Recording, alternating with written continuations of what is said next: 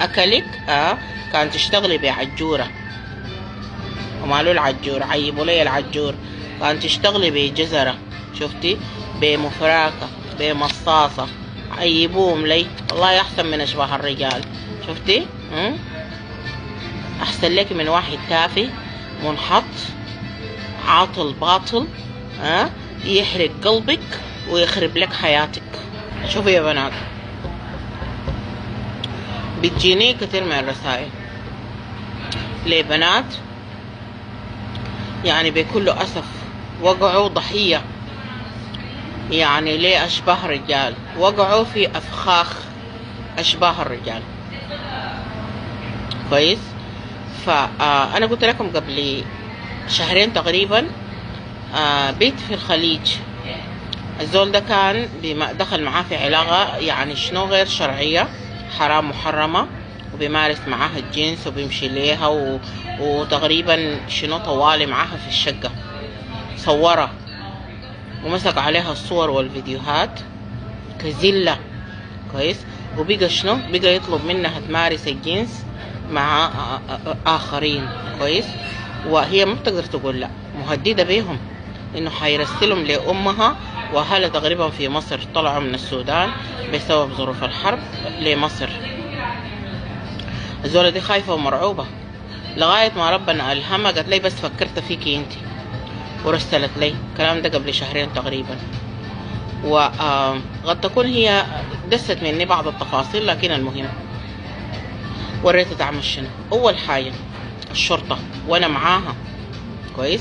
مشت الشرطة وفتحت بلاغ وقالت لهم الحقيقة، ووريتهم الرسائل والمسجات كلها في تلفونها والتهديدات و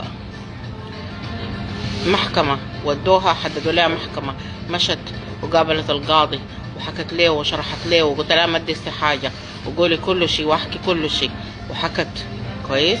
عملوا له امر قبض وجابوه في سجن الترحيل بالمناسبة، كويس. فانت بتأذي نفسك. انت لو في دولة عربية في الخليج واستغلت لك مرة، اتحرشت لك بمرة، عملت الدنيئة مع مرة، والله والله والله ربنا حيوقعك في شر أعمالك. ويا حافر حفرة السوء وسع مراقيدة لابد تقع فيها، كويس. ويتذكر انه عندك وعندك اخوات قبل ما تلعب ببنات الناس. المهم، فانا عايزه اقول لك انت يا الضانايه يا الغنمايه، انت ركزي مع نفسك، ركزي مع نفسك. احنا بقينا في زمن كعب وزمن صعب. اصلا انا بدخل لك يعني شنو بالمدخل ده، مدخل الحب ده، من غير ما يدق الباب، ده ما زول جادي، كويس. وفي الغالب بالمناسبه يعني من كثير من القصص اللي انا بسمعها ومن اللي انا بشوفه، في الغالب بيكون عايز يصل شنو لحسابك في البنك، عندك كم لقروشك، يكون عايز يعيش على قفاكي بالمناسبة.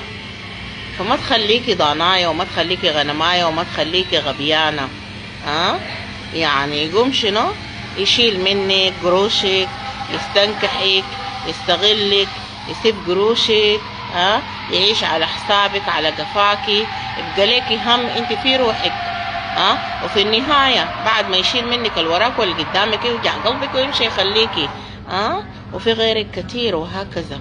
لا، وكمان يقوم شنو يصورك صور عريانة، فيديوهات فاضحة، ليش شنو؟ او انت تقومي ترسليها له باسم الحب. ليه؟ الزمن بقى كعب، الزمن بقى كعب، وفي كتير من اشباه الرجال اللي بقوا عايزين يعيشوا على قفا النسوان. فما تسمحي بالحاجة دي، وما تفتحي بابك لواحد يستغلك، لواحد يستغلك ويعيش حياته على حسابك وعلى قفاكي. ترى انه انت يعني تفقدي يعني سمعتك، وخلاص تتعرفي في المجتمع وبين الناس اللي حولك وبين اهلك وناسك بانك انت شرموطة، بانك انت عاهرة، فقدتي نفسك خلاص، فقدتي كل شيء، فقدتي كل حاجة. فما تصلوا للحتة دي. ما تدوا ارقام تلفوناتكم بالمثل، لانه اغلب الناس اللي في الخليج دي عطالة.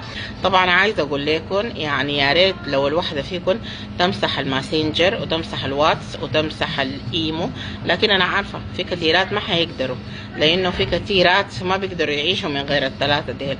كويس. لو غيت ربنا رضيان عليكي بتمسحيهم بالمناسبة. كويس. احذري انك تدي رقم تلفونك لواحد تعرفتي عليه اونلاين. شفتي العواطلية بتاعين الخليج ديل، الواحد ما بيتصل بك اتصال عادي بالمناسبة، بيتصل بيكي شنو فيديو كول، بيكون فاتح الكاميرا وزبه بيكون في وش الكاميرا. في وش الكاميرا. شفتي راس التومة اللي في الزب داك بتلقوه واقف لكم كده في وش الكاميرا. والله العظيم.